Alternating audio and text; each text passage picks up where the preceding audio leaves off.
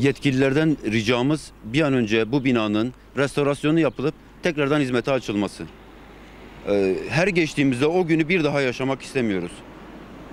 Buraya gelen turistlerin burayı görüp de burada bir terör olayının yaşandığını, burada terör olaylarının olduğunu bilmesini istemiyoruz. Bu binanın bir an önce restorasyonunun yapılıp tekrardan hizmete açılmasını istiyoruz. Bir daha böyle olayların yaşanmaması için Allah'tan ümit varız. Daha onarım olmamış, onarım olmasını istiyoruz. Bunları söylemek istiyoruz yani.